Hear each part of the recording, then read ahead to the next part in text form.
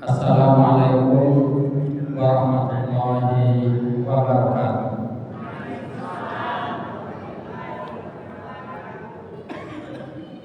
Innal hamdalillah nahmaduhu wa nasta'inuhu wa nastaghfiruhu wa nasta'in wa na'udzu bihi min shururi anfusina wa min sayyiati a'malina. May yahdihillahu fala mudilla lahu wa may yudlil fala hadiya lahu. Asyhadu an la ilaha illallah wahdahu la syarika lahu wa asyhadu anna Muhammadan abduhu wa rasuluhu la nabiyya ba'dahu. Rabbi shrah li sadri wa yassir li amri wahlul 'uqdatam min lisani yafqahu qawli.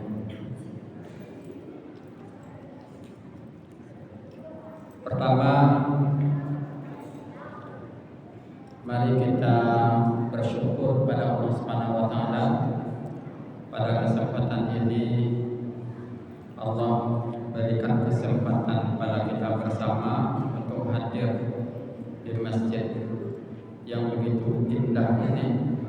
Mudah-mudahan kita nyaman beribadah di masjid ini dan semakin meningkat iman kita, keyakinan kita, semakin bersemangat pula kita untuk menjadi hamba Allah yang hakiki.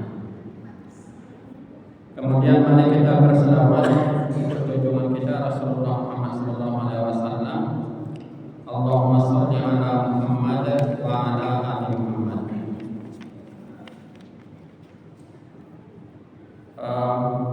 Bapak Ibu jamaah sekalian, pertama kepada pengurus masjid, ya saya ucapkan terima kasih atas kesempatan atau amanah yang diberikan.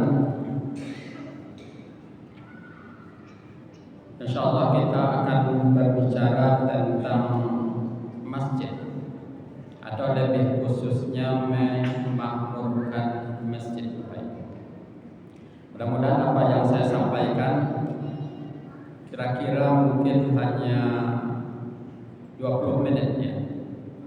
20 menit karena di jam 7.20 itu sudah Isya.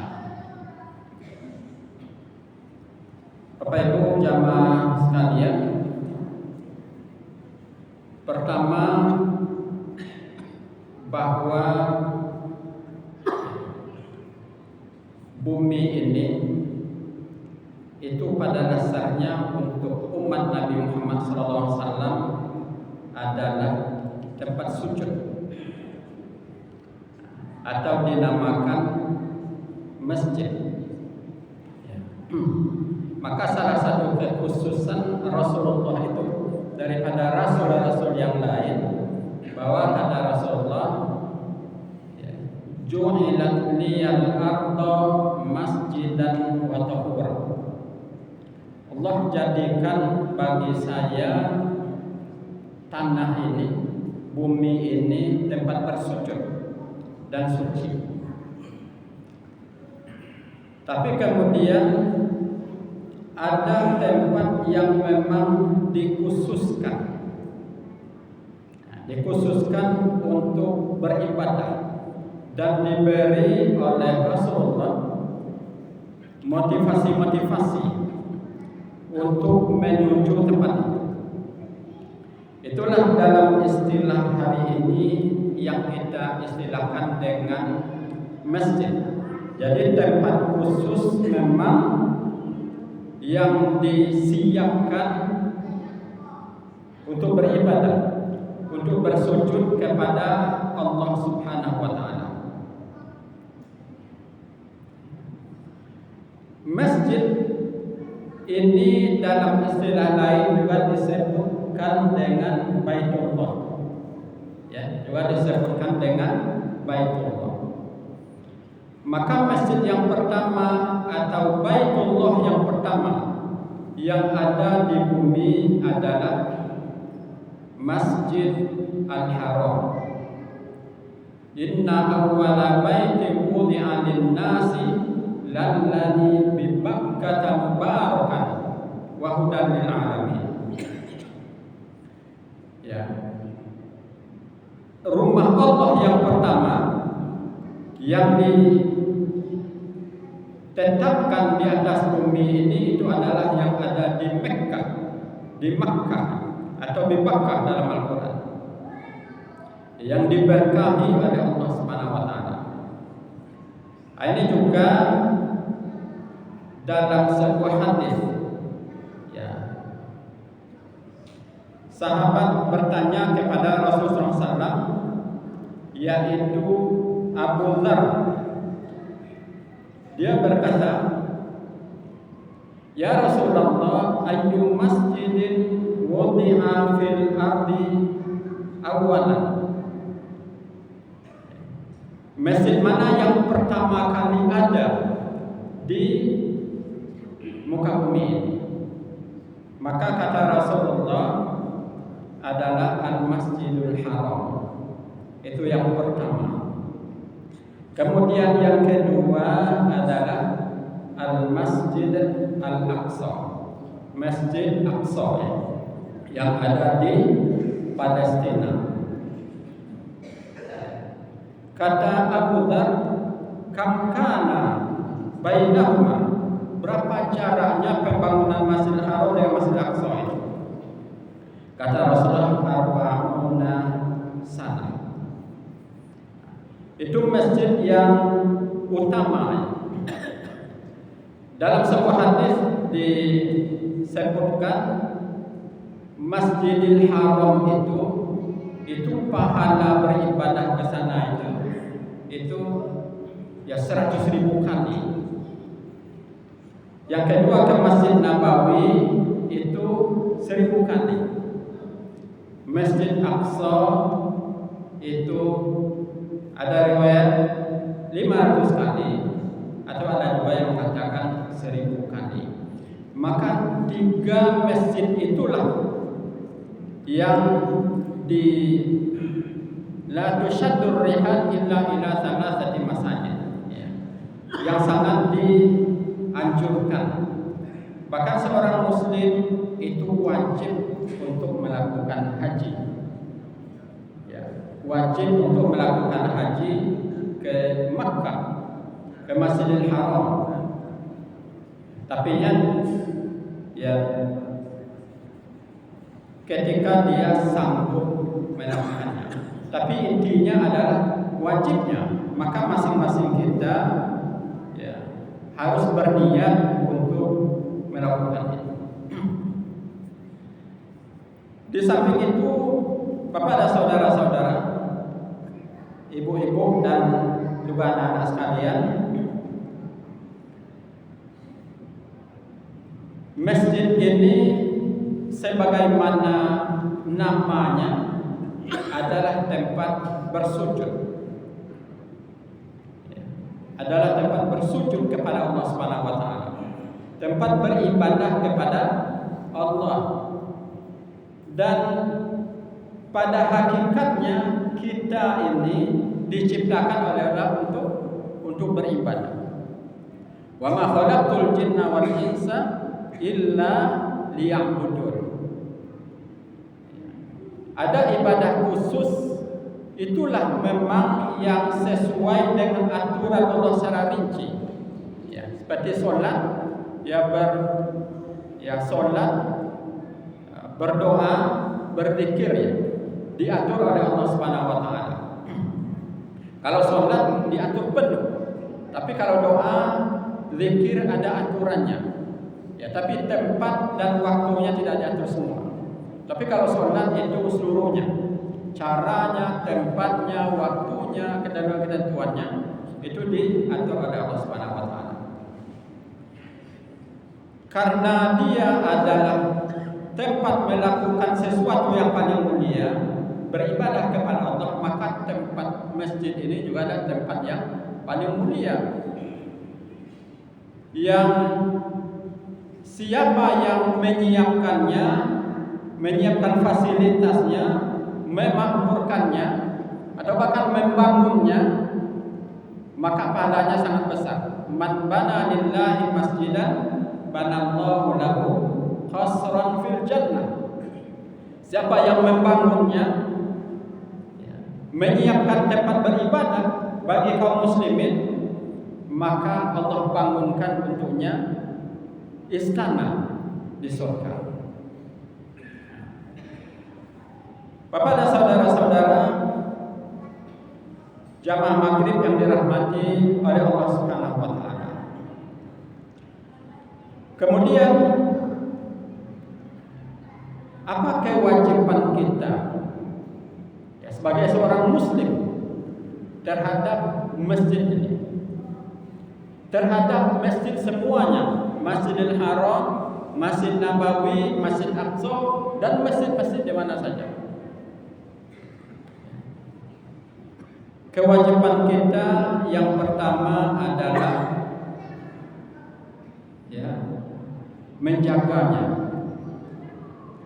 menjaganya sehingga bisa dia berfungsi sebagai fungsi yang utama tadi.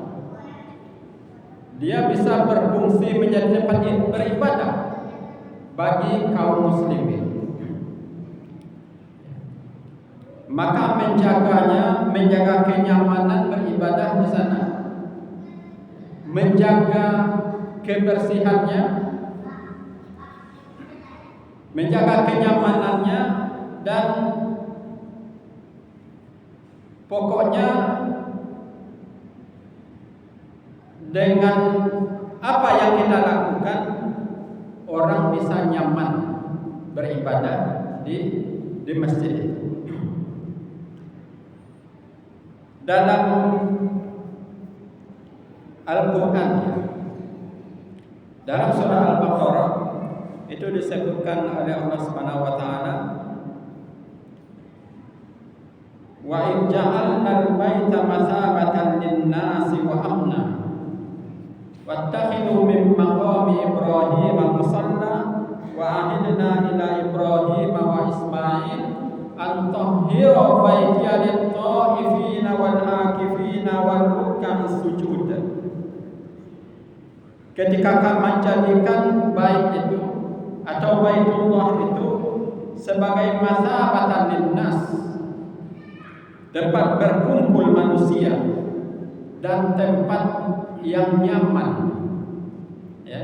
Jadi masjid tempat berkumpul bagi manusia, khususnya orang-orang mukmin, dan memberi kenyamanan kepada mereka. Kata Allah, jadikanlah maqam Ibrahim itu tempat sholat yang ada di depan Ka'bah. Kami berkomitmen kepada Ibrahim dan Ismail, antahhira baitiya lit-ta'ifin, sucikan masjid ini untuk orang-orang yang beribadah. Kalau di Mekah berarti tawaf, ya, lit-ta'ifin wal akifin, dan untuk orang-orang yang beriktikaf, ya, orang-orang yang sengaja meluangkan waktunya untuk duduk beberapa saat di masjid untuk beribadah kepada Allah, dan untuk orang-orang yang senantiasa rukuk dan sujud untuk sholat. Itu yang pertama tadi, Bapak Ibu, ya, adalah dengan mensucikannya. Dengan mensucikan masjid itu benar-benar hanya untuk orang beribadah kepada Allah Subhanahu wa taala.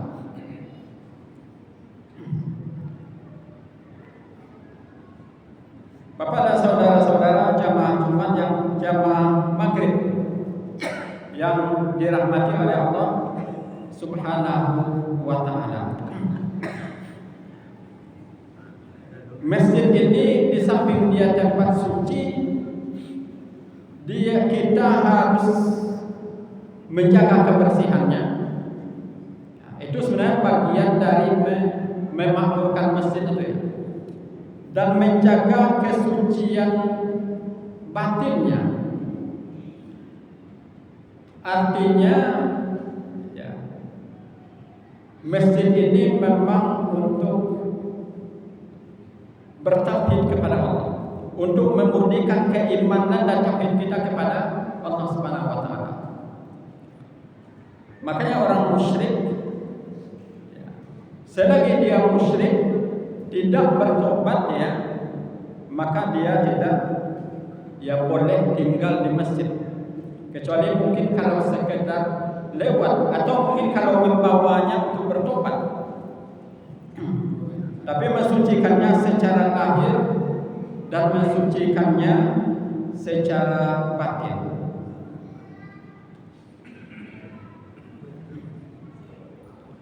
Kemudian Bapak dan saudara-saudara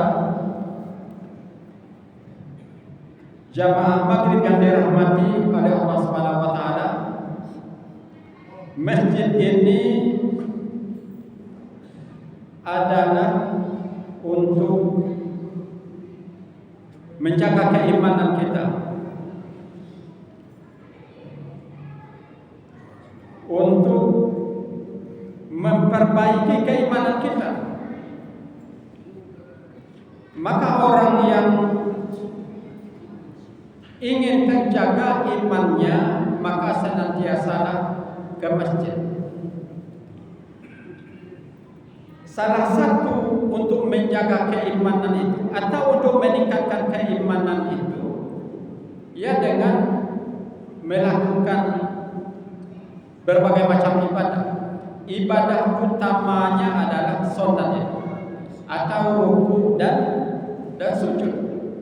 Itu ibadah utamanya. Orang yang melakukan itu di masjid, Bapak dan saudara-saudara, melakukan sholat jamaah di masjid ini, itu pahalanya dilipat gandakan oleh Allah, seperti yang mungkin sudah sering kita dengar ya, 27 kali lipat atau 25 dalam satu riwayat. Orang yang berangkat dari rumahnya dalam keadaan suci, datang dia ke masjid, ingin melakukan sholat jamaah, maka setiap langkah yang dilangkahkannya itu akan menambah pahalanya dan akan menghapus dosanya.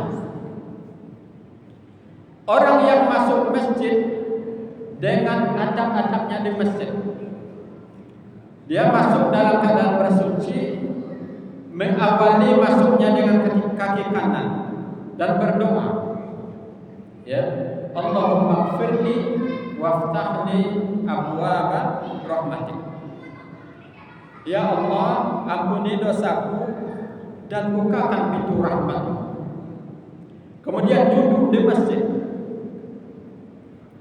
dengan niat beribadah kepada Allah, atau dengan duduk di sela-sela waktu sholat seperti yang kita lakukan hari ini, menunggu sholat isya, ya, maka intidharus sholat pada sholat itu adalah ribat, bagaikan orang yang berjihad. Maka itu besar sekali pahalanya di sisi Allah Subhanahu wa taala.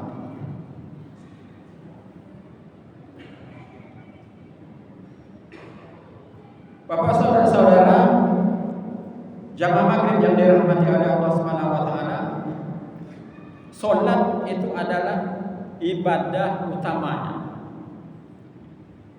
Tapi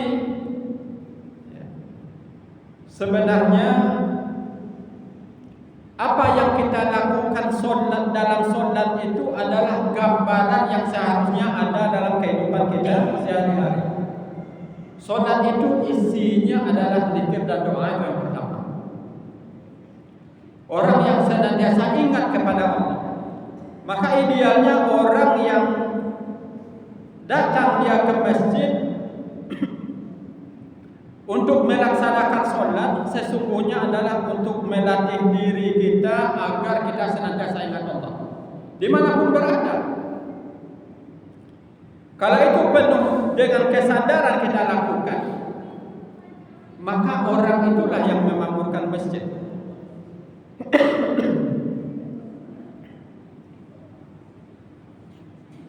Di luar, kalau kita sudah membiasakannya, insya Allah kita akan mampu melakukannya.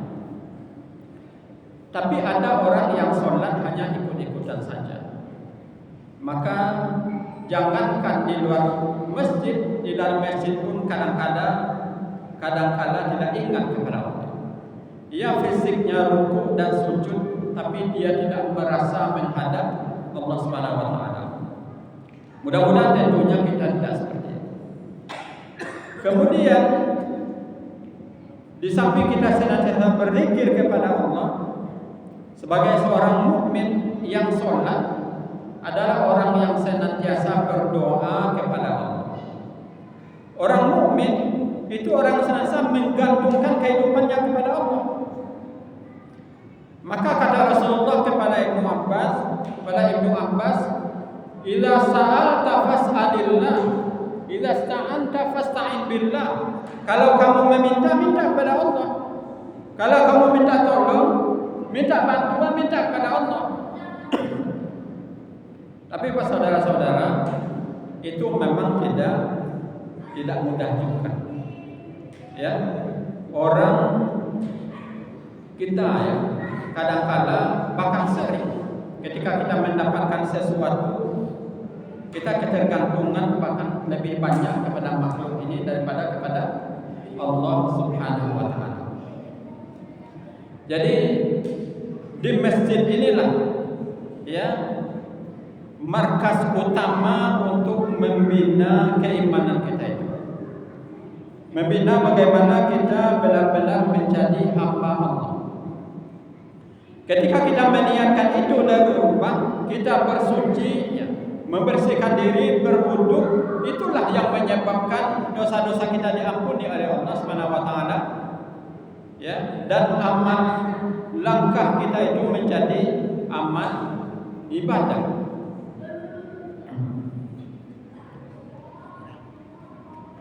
Bapak dan saudara-saudara, jamaah maghrib yang dirahmati Allah Subhanahu wa taala. Kemudian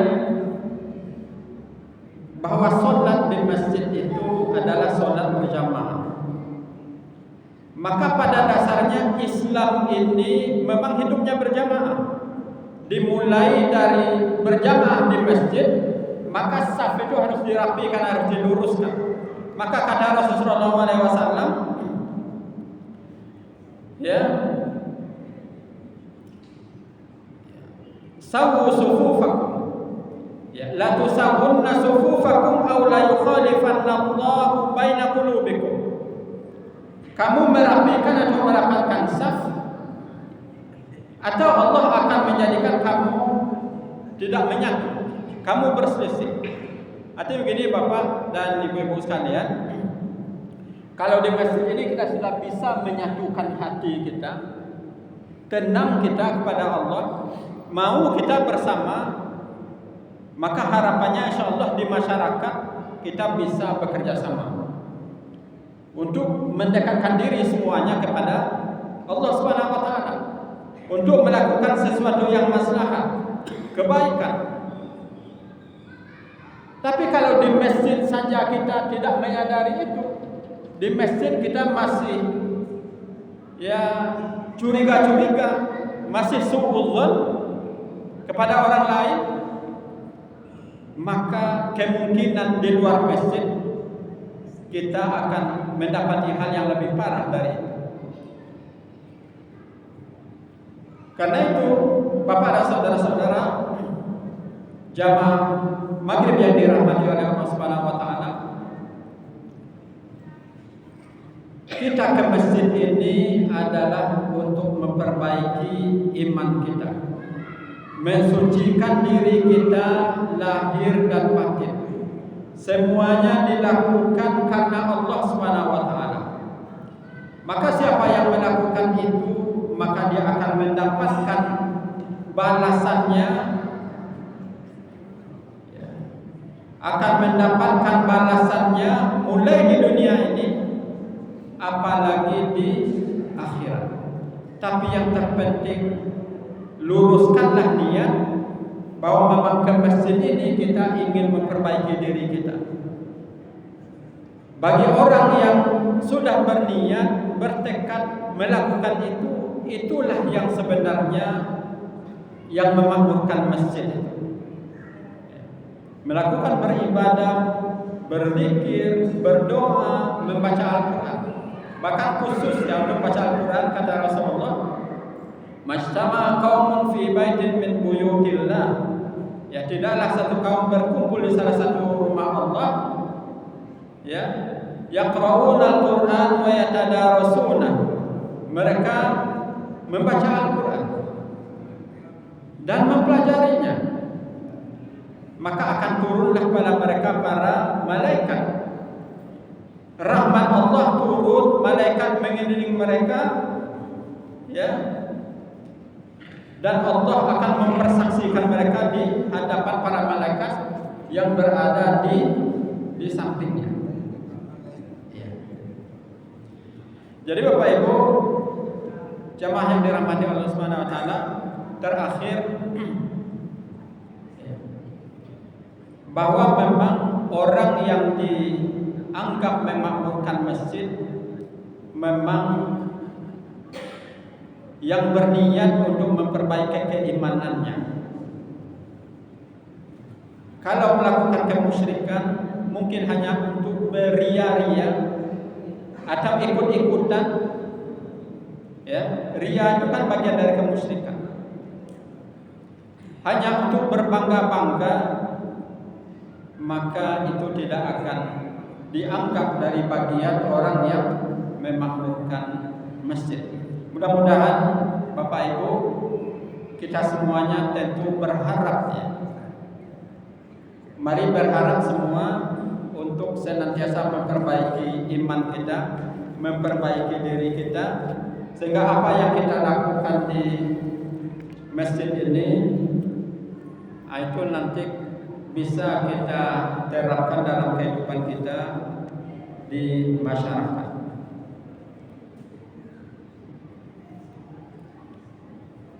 Ini ada beberapa pertanyaan. Pertama, bagaimana cara membuka hati untuk bisa datang ke masjid? Pertama, Bapak Ibu yakini, ya, bahwa yang berkuasa terhadap hati kita itu Allah. Itu yang pertama. Ya Bapak Ibu, terhadap hati kita, hati suami kita, hati anak kita, hati istri kita, yang berkuasa itu adalah Allah. Yang pertama dilakukan apa? Berdoa kepada Allah, jangan pernah putus asa. Termasuk hati kita, Bapak Ibu, kan hati ini kadang-kadang susahnya. Sudah tahu kita ini seharusnya yang kita lakukan, tapi kita tidak mampu melakukannya. Maka pertama berdoa kepada Allah Subhanahu wa taala. Meminta itu sebelum pada makhluk, memang pada Allah. Yang kedua, tentunya Bapak Ibu berteman dengan orang-orang yang soleh, orang yang biasa ke masjid. Biasa Bapak Ibu mungkin awak malu-malu masjid gitu, ya. Tapi kalau nama kawan-kawan kaman saji, saya insyaallah dicoba sekali Bapak kata raja. Salah satu untuk memperbaiki iman atau memperbaiki diri kita itu memang dengan bersahabat dengan orang-orang soleh. Ya. Bagi kita yang sudah biasa ke masjid ini, Bapak Ibu, kita juga berkewajiban membawa tetangga-tetangga kita, saudara-saudara kita untuk ke masjid. Karena dalam Islam kita berjuang bukan hanya untuk diri kita sendiri. Kalau masuk surga itu Bapak Ibu, kita bersama masuk surga. Jangan kita saja. Biarlah kita aja masuk surga, biar masuk neraka. Akhirnya kita sendiri tidak akan masuk surga karena tidak peduli dengan saudara kita. Pertama minta kepada Allah. Itu jangan lupa itu. Jangan lupa mendoakan diri kita, anak kita, keluarga kita. Mendoa itu tidak mesti hanya setelah sholat saja. Kapan kita melihatnya, nampak dawa baik punya pamalai ke masjid. Sadio nampak tu doakan. Ya Allah, bukakanlah hatinya supaya dia mau ke masjid. Yang kedua, apa perbedaan masjid, musholla dan langgar? Apakah ada perbedaan pahala solat di tempat-tempat tersebut? Ya. Pada dasarnya yang masjid itu memang masjid yang disediakan, tempat yang sediakan khusus untuk sholat, meskipun tidak pakai atap. Ya, kalau Masjidil Haram sekarang kan di tengah ada pakai atap juga. Kalau Masjid Aqsa itu, Bapak Ibu, itu hanya sedikit aja pakai atap, tapi luas itu sangat luas, semuanya itu masjid. Ya. Kalau di Indonesia masjid itu banyak namanya. Ya, ada musholla, ada langgar. Sebenarnya semuanya itu adalah masjid. Tapi ada masjid yang paling banyak jamaahnya di situ. Di situ dilakukan ibadah sholat Jumat. Ya, jadi semua ibadah sholat Jumat itu namanya jami', Masjidul Jami'. Itu adalah masjid yang paling utama. Bahkan kalau persoalan i'tikaf, ada ulama yang mensyaratkan i'tikaf itu harus di masjid jami' atau boleh di masjid biasa, seperti bahasa kitanya musholla. Tapi sebenarnya semuanya itu secara agama itu adalah masjid. Mau bagi kita namanya surau, mau apa, asalkan di situ ada sholat berjamaah 5 waktu. Nah, itu masjid. Memang tujuannya untuk itu. Berbeda kalau kita mungkin dia bentuknya seperti masjid, tapi dibikin untuk ruang pertemuan. Itu bukan masjid namanya. Mungkin ruang pertemuan, ketika ada pertemuan nanti sholat di situ. Tapi kalau didirikan dari awal untuk sholat berjamaah, baik dalam bentuk musholla, surau atau masjid, itu semuanya masjid.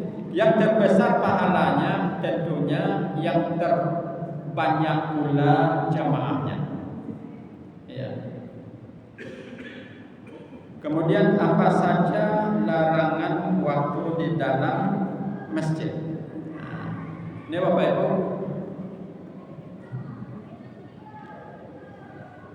ya, di dalam masjid tentunya masjid itu beribadah untuk berzikir. Maka semua yang terlarang di luar, maka di dalam masjid ini untuk lebih yang utama untuk dilarang. Kalau dilarang, kita dilarang umpamanya menggibah, mempermujikan orang lain, apalagi di dalam masjid. Kalau di luar saja kita dilarang mengeraskan suara, marah-marah, menghari-hari sebagainya, apalagi di dalam masjid. Ada mungkin yang khusus, ya, misalnya orang yang berhadas besar, orang yang berhadas besar, ya, seperti orang haid, ya, atau orang nifas, atau orang junub, itu memang dilarang dia tinggal dalam masjid. Artinya tinggal berpasangan. Kalau hanya sekedar lewat saja itu tidak apa-apa. Ya. Ada orang yang melarang makan di masjid. Tapi sebenarnya Bapak Ibu, makan dan minum itu tidak dilarang di masjid. Ya, di Masjidil Haram saja ada makan dan minum di situ. Tapi yang terpenting adalah menjaga kebersihannya. Bahkan Bapak dan Saudara, dulu di Masjidil Haram itu bukan hanya sekarang aja tuh. Di zaman jahiliyah itu memang ada orang yang khusus pada Masjidil Haram itu, dia memberi makan dan memberi minum. Itu namanya siqayah dan rifadah istilahnya. Baik orang-orang Quraisy, orang yang datang sana itu beri makan dan berminum. Hari ini sampai hari ini itu dilanjutkan dalam Islam. Maka makan dan minum itu tidak larang di masjid. Tidur juga tidak larang dalam masjid. Boleh tidur dalam masjid, asalkan dijaga kebersihannya. Tapi kadang-kadang kan pengurus masjid dilarang tidur dalam masjid karena ada orang yang tidur tuh sampai ilernya keluar, itu yang bermasalah. Ya, tapi kalau dia tidur saja, mama kita kalau ngantuk kita menunggu sholat kita ngantuk tidur sebentar, tidak apa-apa. Ya. Nah, tapi mampu tidak kita menjaga kebersihan. Tapi kalau khawatir kita kalau kita tidur nanti akan berakibat ngeces untuk keluar air liur kita kan, berarti kita tidak melakukannya.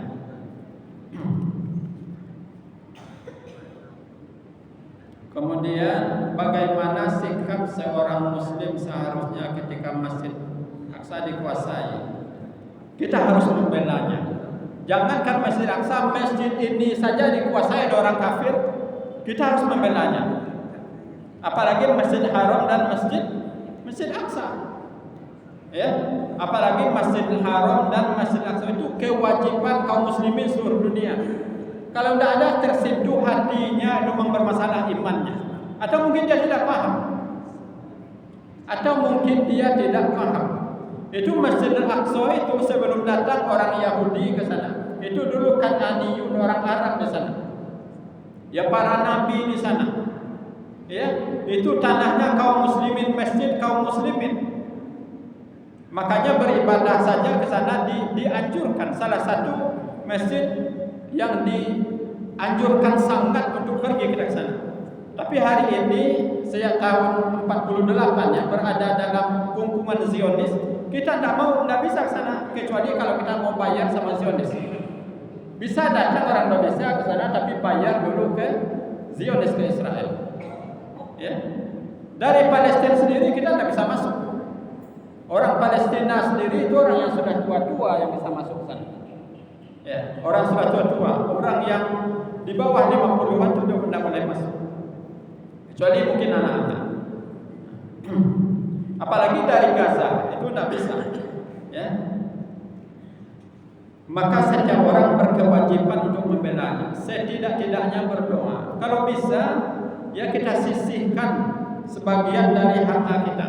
Kalau tidak bisa juga kita motivasi orang lain untuk ikut andil, karena kewajiban kita itu.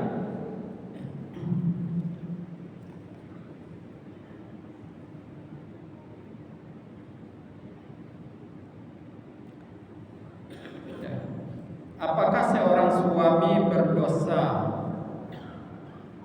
meninggalkan istri dan anaknya demi mendapat surga Firdaus, ya, dari ibunya? Ya, kalau meninggalkan istri tanpa tanggung jawab itu berdosa, karena kita semuanya bertanggung jawab. Tapi yang perlu dipahami oleh ibu-ibu khususnya, bahwa laki-laki ini tanggung jawabnya bukan hanya kepada istrinya. Tanggung jawab utama itu pada orang tuanya, kepada anaknya. Itu tanggung jawabnya tidak bisa dibatasi. Orang tua dan anak itu ada tanggung jawabnya. Tanggung jawab seorang anak.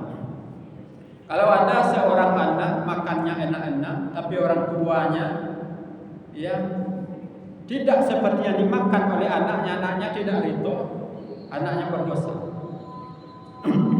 Tapi istri itu adalah juga tanggung jawab suami. Maka seharusnya tidak membeda-bedakannya. Ya, dibawa istrinya untuk berbakti kepada dua orang tuanya. Apa yang dia dapati, berikan kepada istrinya, berikan pada orang tuanya. Ya, semuanya ya memperoleh kebaikan, tidak dengan membeda-bedakan, dengan mengutamakan istri, orang tua tersia-sia, atau mengutamakan orang tua kemudian istri tersia-sia. Jadi mungkin dua lagi bisa. Ya. Apakah boleh mengadakan kegiatan sosial kemasyarakatan? Ya, masjid ini tempat berkumpul. Masabatan linnasi wa amna. Bukan hanya sholat. Bahkan dulu ya, sampai sekarang di Mekah itu ada tempat halaqat tahfidil Quran, dapat belajar Al-Quran, belajar fikih, belajar hadis, belajar agama ini semuanya. Bahkan orang dulu belajar ilmu falak, belajar fisika, matematik, semuanya di masjid itu. Ada halaqah-halaqahnya. Ya. Asalkan dijaga kebersihan tadi itu. Apakah berbeda pahala solat di masjid yang dibangun oleh kafir, apa ini? Yang dibangun oleh kafir dan orang muslim? Ya, kalau sudah masjid ya, pada dasarnya siapapun yang membangun boleh. Tapi tentunya kalau orang kafir membangun, itu perlu juga kewaspadaan kita. Apa tujuannya bangun masjid? Ya, apakah untuk mendapatkan suara kita ketika pemilu? Nah, bisa jadi ya, besok pemilu mereka datang kampung bangun masjid, ini dapat suara. Itu harus waspada saja. Nah, tapi kalau memang sudah dikhususkan hukum masjid, diserahkan pada kaum muslimin, itu tidak ada bedanya. Ya, atau kalau memang itu dikhususkan untuk masjid untuk beribadah pada Allah Subhanahu wa taala. Mungkin orang kafir itu ingin berbuat baik. Dia kalau dia berbuat baik, tapi kemudian dia muslim, itu semua kebaikan-kebaikan yang pertama itu akan dihitung sebagai kebaikan. Tapi kalau dia tidak muslim, itu nanti bagaikan fata morgana di surga ya. Dia melihat seperti istana, setelah dia datang ternyata tidak ada apa-apanya. Kasarobin biki'ah itu dalam Al-Quran. Bapak Ibu, karena sudah azan, jadi mohon maaf itu yang bisa saya sampaikan. Yang mudah-mudahan ada manfaatnya. Wabillahi taufiq wal hidayah. Wassalamualaikum warahmatullahi wabarakatuh.